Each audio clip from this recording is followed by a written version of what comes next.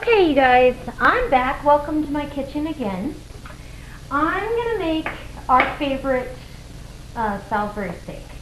So what I have in this bowl are some finely chopped up cremini mushrooms over here. And I have a medium white onion. I don't want a strong onion, and I grate that on a cheese grater because this is going to help, both of these vegetables will help moisten the meat. Now, absolutely use ground beef, but I have ground elk, so that's what I'm going to use. It's very lean, so good for you. It's more lean than boneless, skinless chicken breast.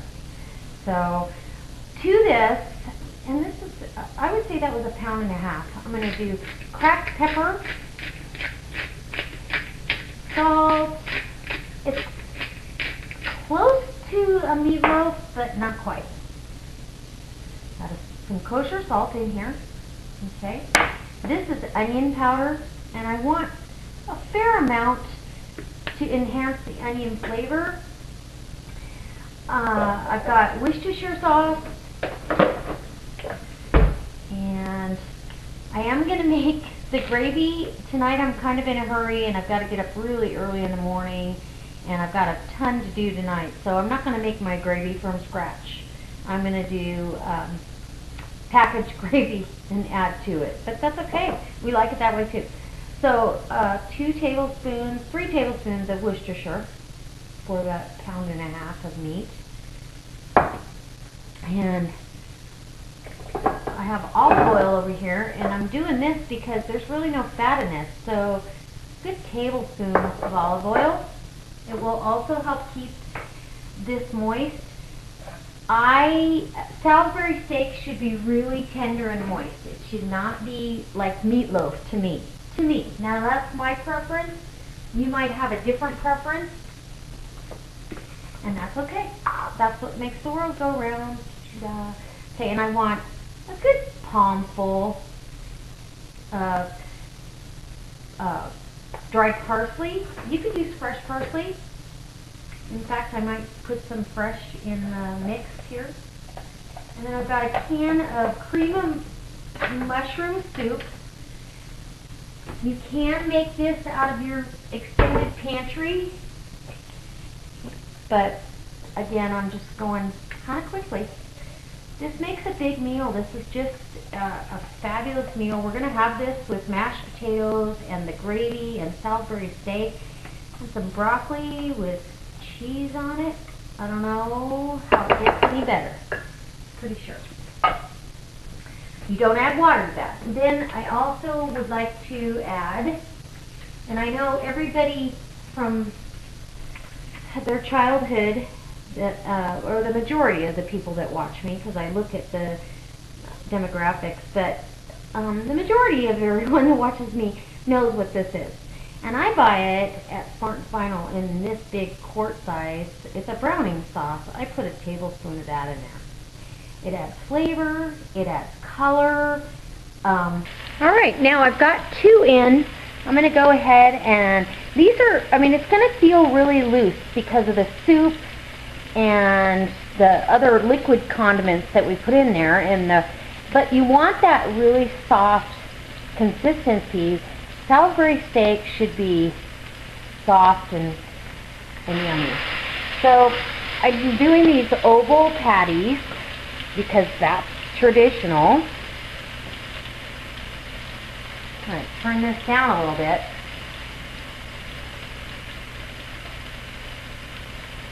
That already smells good.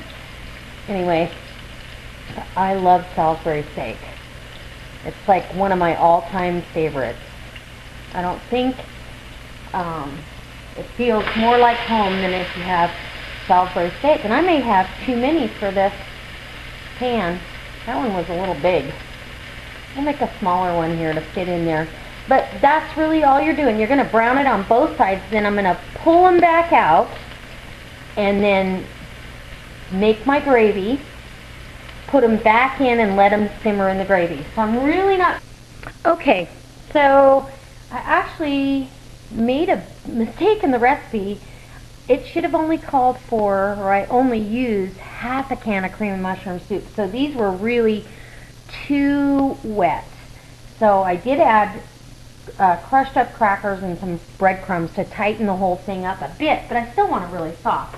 Now I've got my gravy over here, and normally I would take these out of the pan and make my gravy in the pan, but since I took kelp from the store, this has, obviously that pan is hot, and I'm going to turn that down, but this has cremini mushrooms in there that I rehydrated, that I've dehydrated. And I'm going to let this, I'm turning this all the way down, I'm going to let this simmer and completely cook the meat through. So that's the wonderful thing about cast iron. Cast iron is hot, no matter what. So that's 3 cups of gravy, basically. And then I'm going to come in here because I didn't take the steaks out of the pan, and I want to come up underneath them and make sure that they're not sticking. And obviously that's really hot. It's going to be cooked way before I need it, actually. But that's the beauty of cast iron. So I'm going to let that just kind of calm down and come down to a simmer, and when I serve it up with the mashed potatoes, oh my goodness. Now I had some leftover meat and I put it in a mini loaf pan. I added some more breadcrumbs and some ketchup on top, and I'm making a mini meatloaf with the extra because we don't need any more than this. Number one, it won't fit in the pan, and there was enough for 2 more steaks. So it makes a big meal. Usually I do this in the big, the really big cast iron or the big electric skillet. So anyways, I'm going to put the lid on this and get it back on the fire. I think it's safe now. It's coming down. This is just a really nice rich brown mushroom gravy, and this is one of our favorite meals. I would say out of all the meals. And like I said, you can do this with ground beef, obviously. You can do it with lamb. You could do this with just about anything. But I'm doing it with elk today. So I'm going to get my potatoes ready and get working on those, and we'll come back. Alright, you guys, I've got the end result here of my Salisbury steak dinner. And got some broccoli, fresh broccoli and cheese down here, some mashed potatoes, and I'm going to get a steak on here.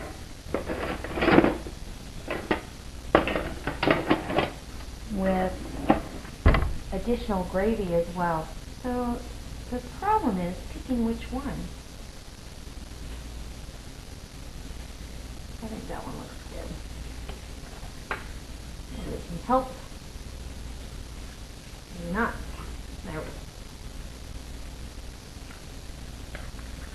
Oh my goodness, this looks so good.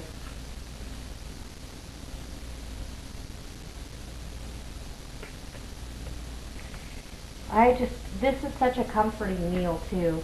I just really enjoy this.